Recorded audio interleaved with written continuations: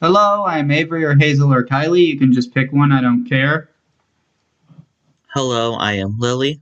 And welcome to the From the Closet podcast. Today we are covering Mockingjay Part 1.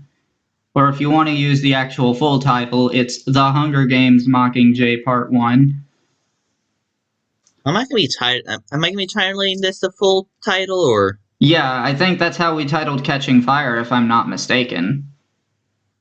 I'll have to Also, go. It's been too long since Catching Fire. yeah, I'm kind of interested to look up how long it's been since we did Catching Fire.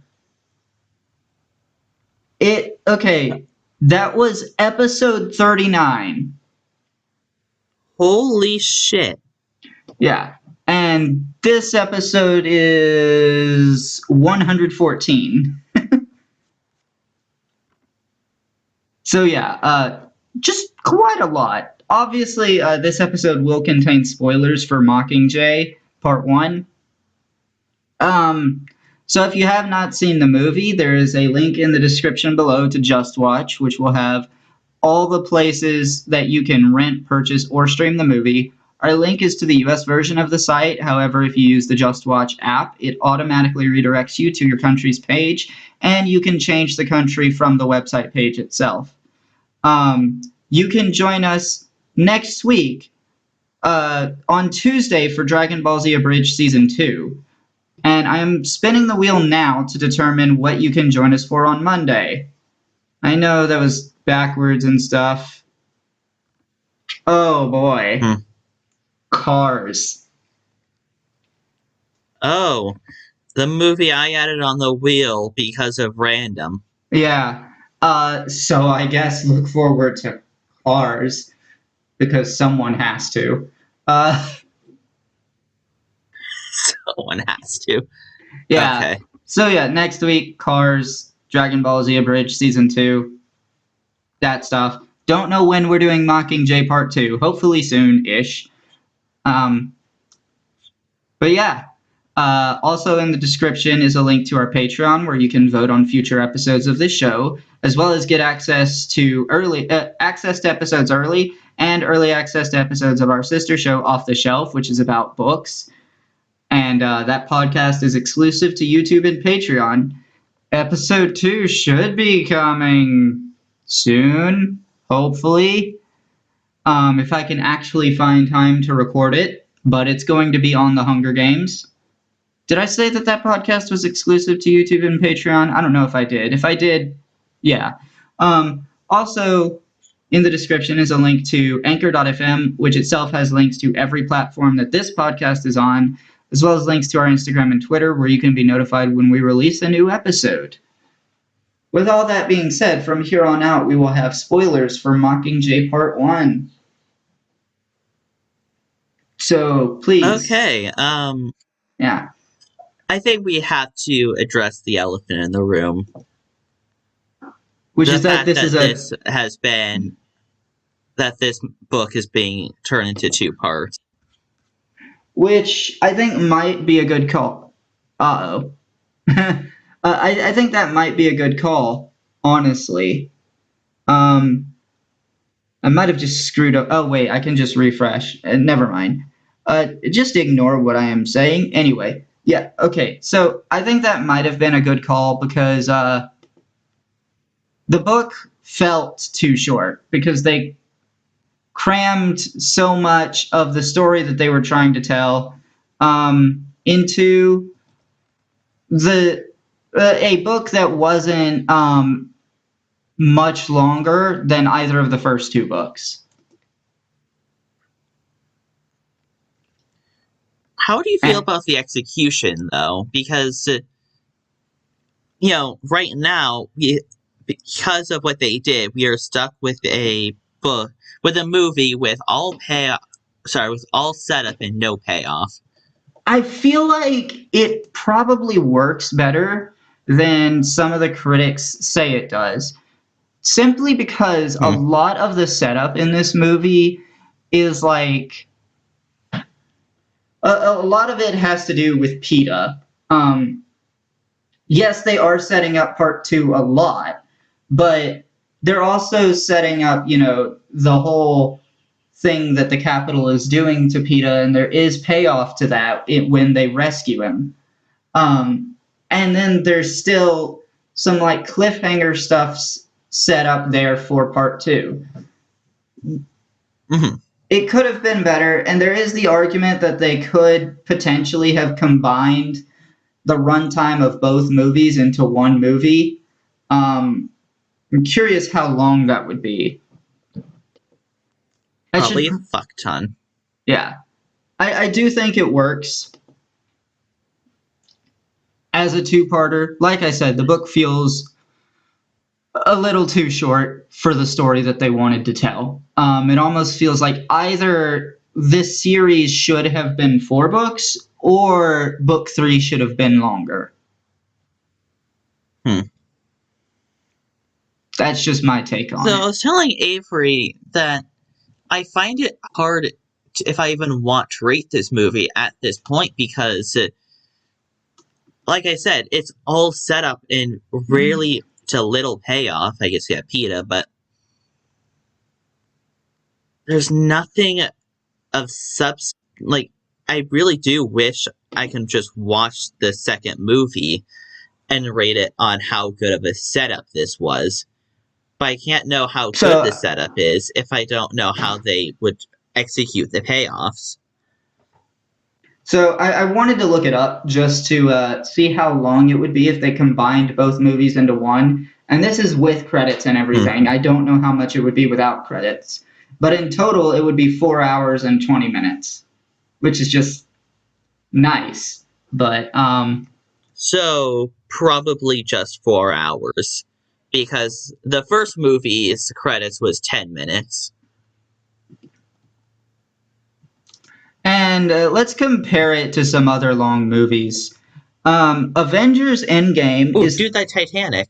Avengers Endgame is 3 hours and 2 minutes. I'm definitely going to do Titanic because I was shocked to learn that that doesn't fit on one disc. Yeah, Titanic is 3 hours and 16 minutes. So either way, it would be longer.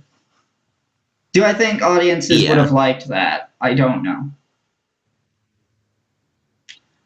But I definitely, I definitely disagree with the take that the only reason they split it up was for greed. That just feels weird. There is so much story in the third book that a lot would have been left out if they if they treated it as one normal feature-length movie like the first 2 were. A lot of this movie was actually parts that were just not in the book. No, not much, really. Either really. alluded to or, like someone else's perspective. Not much was really there that wasn't in the book. There were things that like Katniss was told about secondhand, like that they like really flesh out. Like either stuff that was told secondhand or we got a lot of new perspectives in this movie. Is what I was getting at. Yeah, but there were also a lot. Ooh, excuse me. There were also a lot of scenes like that in the first 2 movies anyway. Pretty much anything that isn't focused on Katniss is film original, but like at the same time, the author. I'm bringing it up because I actually like these points. No, bringing it up because I actually really do like it when they do this. Yeah, it gives us more content, more context for what's going on. You could argue these things could have happened in the books, and we just don't know it. The only thing I would say that is not accurate to the books in this movie is Effie Trinket. That's not accurate at all. Because Effie Trinket. Sorry, which one? Effie Trinket was basically the woman who read out the like Prim and PETA's names in the first movie, and like. Oh. Yeah, she was all like dolled up and everything, and now she's in District 13. In the book, she ends up in a capital prison because of her relationship to Katniss, and that leads to her basically sympathizing with the rebels when, of course, they eventually win. Because, duh, that's not even a spoiler. Yeah. But in the movies, since they didn't really do much to set up Katniss's prep team, they're a lot more important in the books. The three people that are helping Effie, and well, mostly they're helping Cinna, who unfortunately died in the second movie and in the second book. But mostly they were helping get her presentable. Those characters basically had the same story arc as what Effie has in the movies. And didn't he die in the second? Didn't we actually see that? He was dragged away. I was talking about the people that helped him get her, that helped him to get her presentable. But yeah, I just mentioned Cinna and how he died in the second movie and second book, but we don't actually see him die. We just see him being dragged off. Even Katniss doesn't presume that he was going to die. Yeah, even Katniss isn't certain that he's dead until the events of this movie. There's literally a conversation about him being dead. Yeah, I've always assumed that he was dead, so hearing that, it's oh yeah. Wait, she didn't know that he was dead? No. But yeah, anyway, that is the only thing I would say is completely inaccurate to the book. Do I care? No. There are three types of changes that happen in book-to-movie adaptations. There are the changes that there are the changes that have to be made. There are the changes that don't have to be made, but you can get away with making. And then there are the changes that spit in the face of the source material. This change falls in the second category. It didn't have to be made. I guess we should mention. It didn't have to be made, but you can get away with it. Wait, while you brought that up, we should mention a change that had to be made. I don't even necessarily know if it's a change that had to be made, but there is the conversation about, let me look at his name again, Philip Seymour Hoffman, the actor who played Plutarch Heavensbee. By no means a main character, but a pretty major one. And during the filming of the two Mockingjay movies, he died. Now, supposedly there were only 2 scenes left for him to film, and I don't even think it's known what those 2 scenes were. I don't even think it's known whether they were part of this film or the second part. But yeah, that unfortunately, some of those scenes were shifted off to other characters apparently. So it's, but we don't know what those were.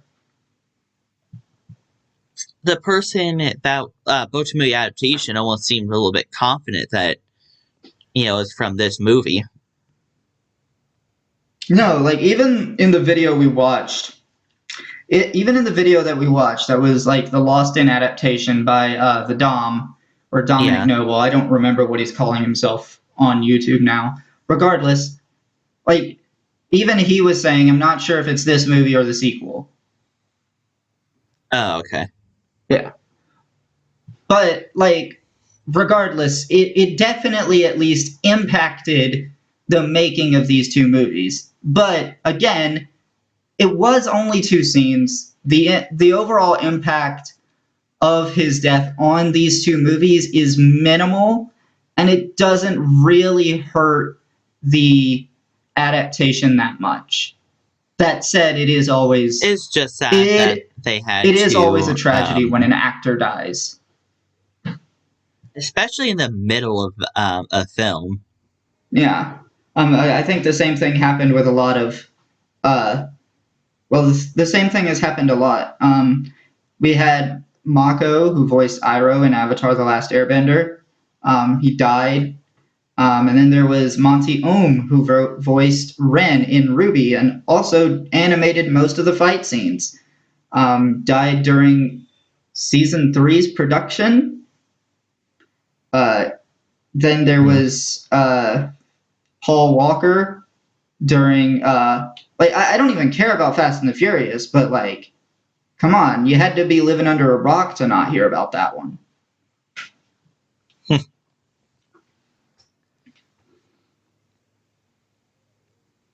And God, yeah.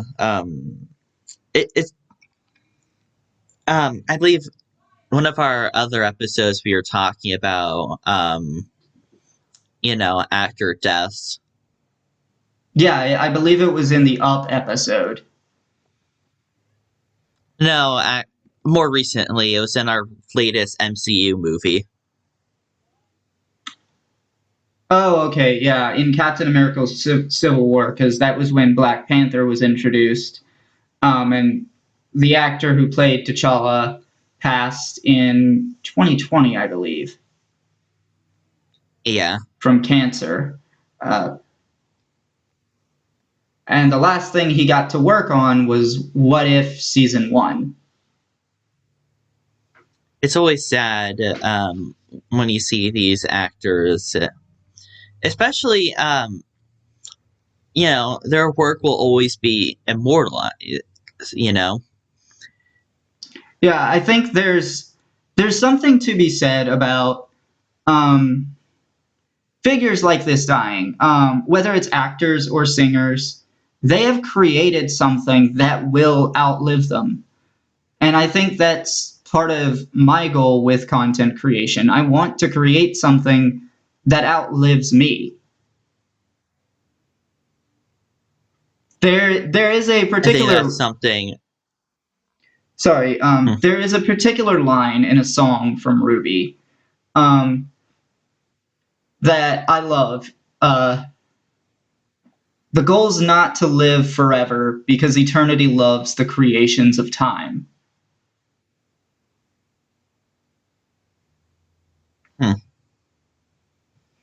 And that's pretty much how I view content creation in general. I'm trying to create something that will live on well past me. Maybe not for all that's eternity. Something we've always, that's something we always want, right? To be remembered, maybe not even after death. Yeah, no, I don't think what we're creating here will live on to all eternity. The internet's going to die at some point, and then all this stuff will be gone. Human race might die off, but at the very least, all we do is a start, Yeah. It's funny. I watched another movie recently where, like, it got me thinking about how there is some merit to the viewpoints of nihilism, where like we have this vast, big universe in which we're like a tiny, tiny speck of dust on a tiny, tiny speck of dust. Nothing we do matters.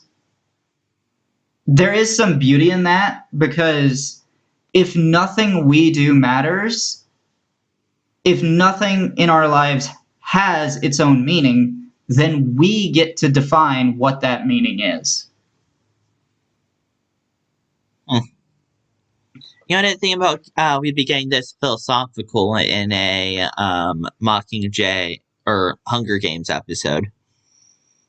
Well, I mean, we have to get it philosophical. Also makes sense because it's debatable that we're going down the wrong road of philosophy here.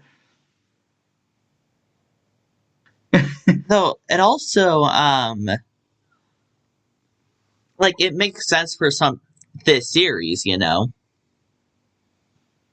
the value of life is really really just thrown into question in these books and I guess movies.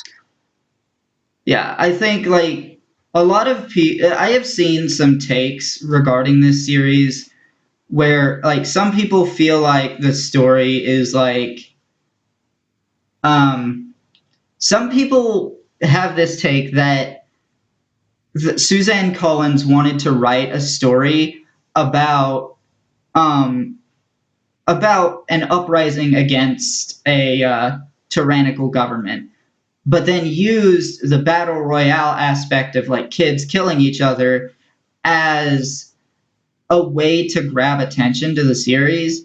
I I don't really think that that's No, what don't think that. no, because like there is so much more to the story than this. That like the Hunger Games is a story of a character who has no role models, none. She has no one to look up to as a symbol of integrity, and she is in a world where morality and compassion don't seem to be held as these massively important virtues.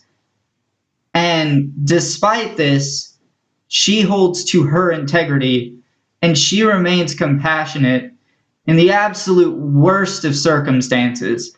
Horrible circumstances, so bad she obviously develops complex PTSD, but she still keeps her compassion. And These movies are it's just through her so actions that she's able to incite a rebellion. absolutely, yeah. And these movies, it also, movies 1 and 2, they give you a lot of insight on what the Capitol is, and it gives you every more reason to want to overthrow it. Yeah. And then I can't help feeling like in this movie, the Capitol just makes a bunch of stupid decisions. Like, oh yes, Katniss is in District 8. Let's bomb the people she's visiting. Because that will work in our favor. People will be too afraid to associate with her. Oops, she turned it against us. Hmm. Yeah. And that's The just one Capitol. I mean, that's just one example. the Capitol's. Sorry, the Capitol's always been known to be arrogant jerks. I think their arrogance is showing. Yeah, like they made a lot of stupid decisions in this movie. That's just one example. There were other examples I had in my brain, but I've forgotten them. But yeah, I also really appreciate like the tactical cunning of District 13. Once they realized that the Capitol didn't know where their defenses were and didn't know how much they had, they stopped defending.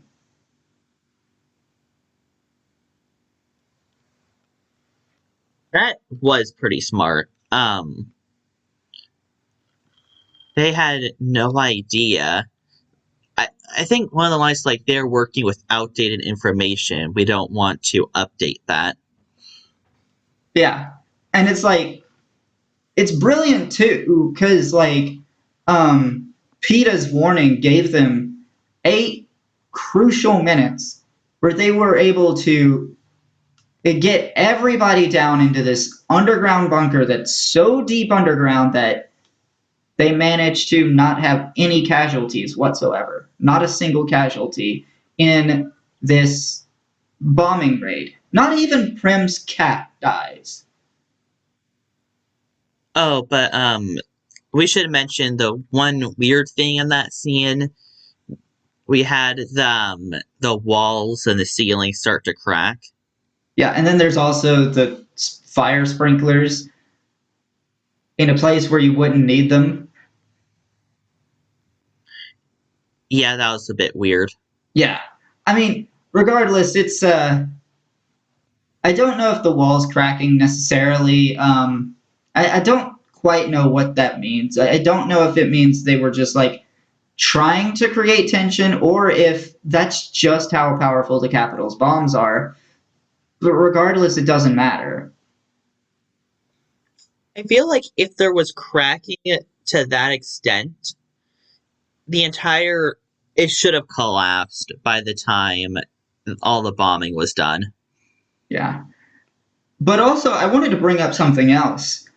We got to give massive, massive props to Gale here, because we learn the story of what exactly happened in District 12 after Katniss destroyed the arena.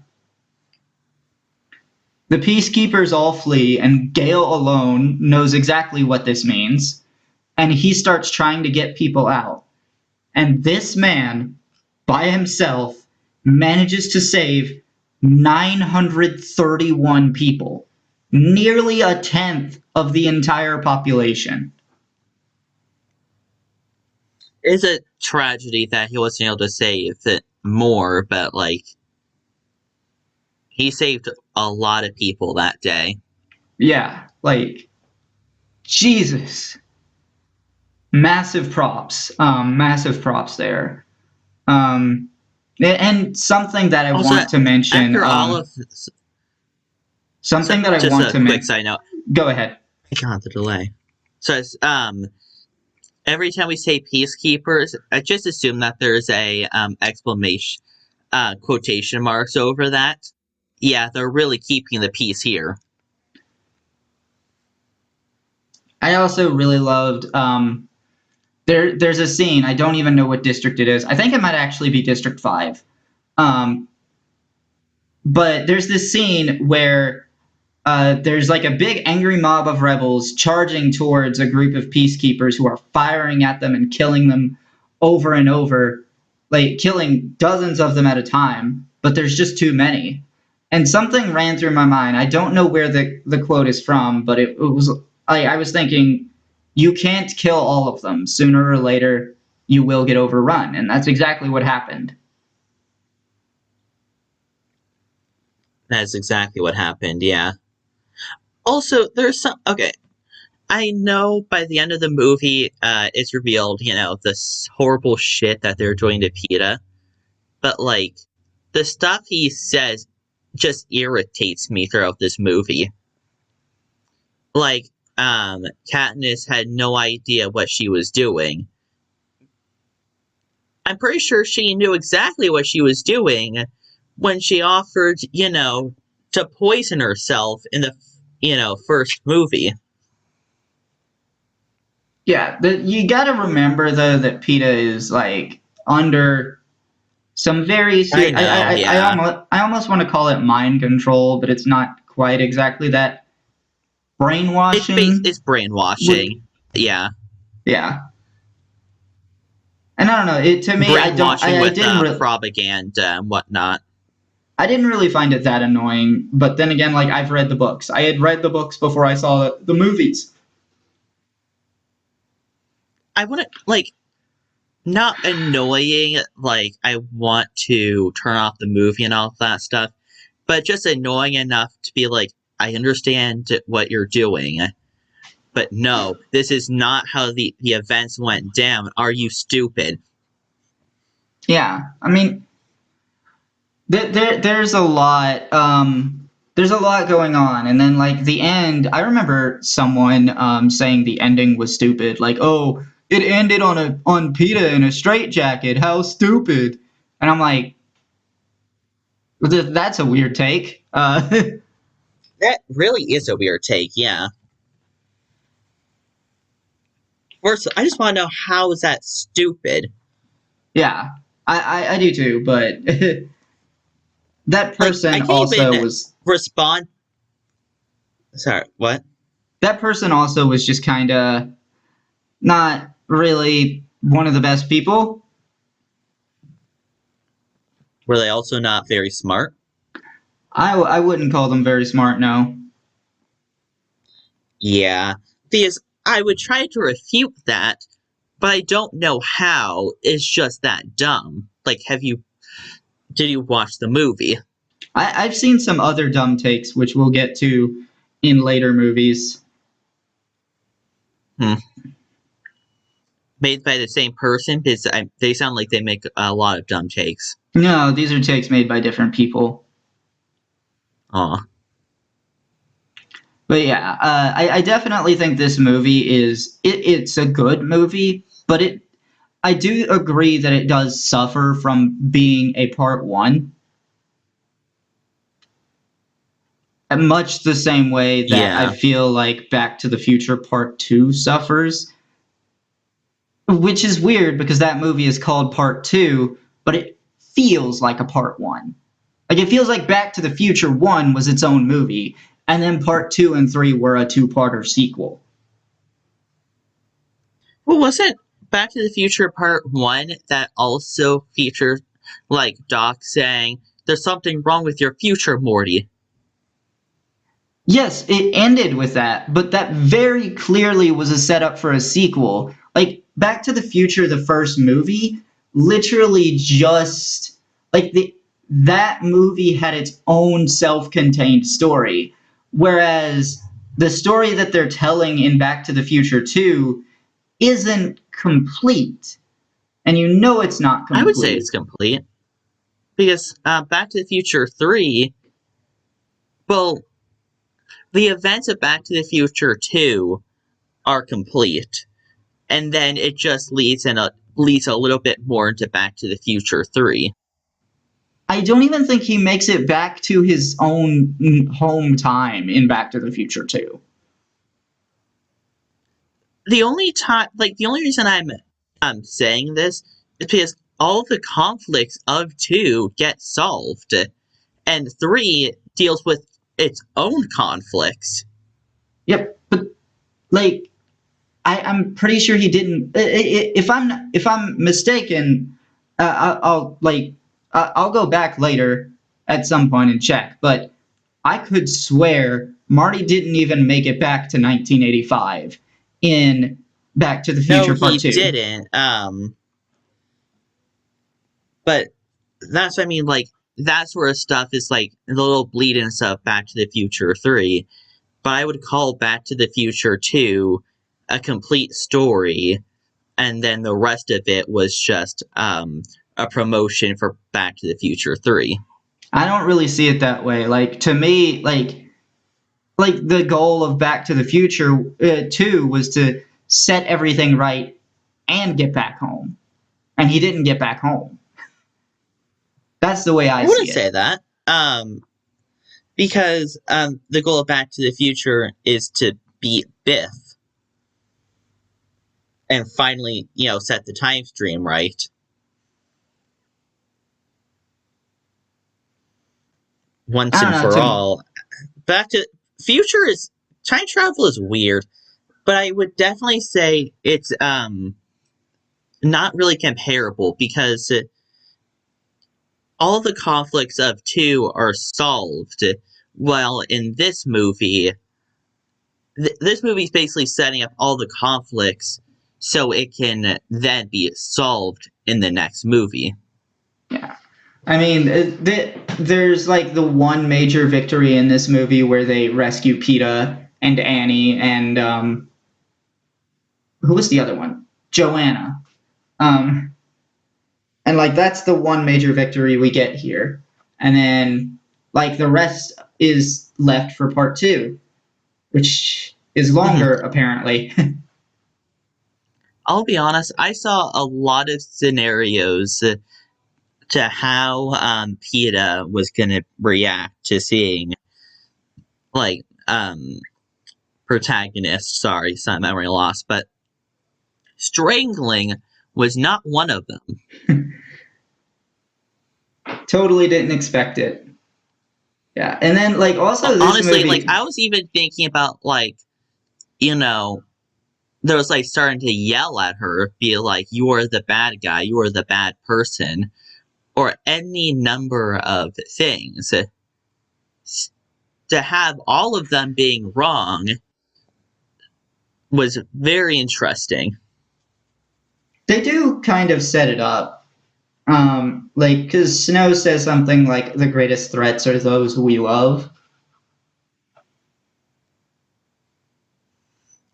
I And there is thought that. they were going to do something a bit more tame with that, like have PETA just not just hate Katniss. I did not expect this Yeah, level of hate. I don't know if tame is something that I would ever expect out of this series. I mean, this is the franchise where the government forces kids to kill each other. Also, how is that, by the way? How's I doubt that they can use they can still keep that up. Well, I mean, it hasn't even been a year since the last Hunger Games, so who knows how that would have worked. Yeah, because the actual playing field is just gone. Well, got broken at least. That, They have to that, deal with the entire rebel situation well, it's very and much then implied that fix they make a that. new arena every single year, and no one has any idea what's going to Oh. be in it. I always thought they used the same arena, but like just um change it out, because Yeah, everything's artificial. yeah, no, I don't think that's the case. I mean, there are times where a lot of the stuff is artificial, yeah. There are talks in the books about, like, times when the arena is massively wild and weird. Like, apparently there was one Hunger Games where the entire arena was a desert. And that Huh. year apparently was not a very good year for the Hunger Games because they're trying to make it a TV show, um, and most of the tributes died of thirst. You can imagine that not being very fun to watch for the people that find it fun. Yeah. Though I cannot imagine it being fun to watch in general, but yeah. Yeah, I can't imagine it either. And then, God, also seeing Haymitch Like, sober, that's something. so I just remembered in like another death game that I saw that was also broadcasted, but that the reason why it's broadcasted wasn't because of oh, look at all of this death. It was to incite fear and despair in the people watching. Yeah, that's exactly why this I'm one's not saying the being name, broadcast. but like the people in the capital kind of like this. Yeah, they kind of like it, but the main reason that they're broadcasting the Hunger Games in this series is to remind the districts of how powerful the capital is. Cause basically, the way they see it is like, see what we do to your children. Don't try to challenge us. And if they win, they just get all of this wealth, and their family also gets wealth, right? Yeah, yeah, pretty much. But yeah, like I don't know. I don't God, think I. this the capital is just so evil in this movie, in this entire series. Yeah, and another interesting thing. I was about to say that I had said all I want to say, but then I remembered something else. This movie is the first movie in the series to mention the Avoxes, people who had, committed some kind of crime against the Capitol. So the Capitol removes their tongue and makes them unable to speak Oh, and forces them into a life of servitude. They were in the first book. hmm. They were also in the second book, and this movie is the first one to feature one. God, that just sounds so disgusting. Yeah, I was actually kind of surprised that this movie even mentioned it because, I mean, the first two They've gone didn't. this long without. Yeah, they'd gone this long, and there was an Avox character who was a lot more prevalent, I will say, in the first book. Hmm. Like it's a massive You know, part of Katniss's backstory. Like there's this girl who's an Avox who's like helping Katniss out, basically waiting on Katniss or whatever. And Katniss actually knows who she is because she stumbled across her this girl and some young boy when she and Gale were out hunting. And then the Capitol shows up and like they launch a spear and like they launch a spear at the two of them and end up killing the boy. And then they capture the girl in a net and end up carrying her off to the Capitol where she becomes an AVOX. And Katniss then sees her when she's like in the process to get ready for her first Hunger Games. Okay. Sorry, I have a question. Was it ever mentioned that in the first book or the first movie that was the 74th Hunger Games? Yes. Okay.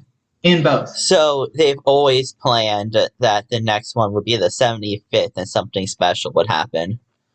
Yeah, I don't necessarily know if they planned that something special would happen, but like it was definitely always planned that the next one would be the 75th. Okay. But yeah, this is a fucked up series. Indeed it is. But like good fucked up. Like there's fucked up that does like that plays everything for laughs. And then there's fucked up that knows it's fucked up and embraces it and makes that the enemy. And then there's Joker. I'm talking about the 2019 movie Joker, not the character. Where like honestly that movie is the opposite of this series. Cuz in this series the world society is crumbling. And Katniss is saying, no, not me. And in Joker, society is crumbling, and Joker crumbles right along with it. Embraces the crumbling, even. Yeah. But I've said all I want to say about this. I guess I have as well. All right. So the critic ratings for this movie, obviously the critics are going to be harsher on it because it's a part one. But IMDb gives this a 6.6 out of 10. Rotten Tomatoes gives it a 69%. Nice. Nice. Common Sense Media, 4 out of 5. And to get an idea of audience scores, 84% of Google users like this movie. Interesting. Despite what I said, I do have to rate this. I don't think Avery would let me not.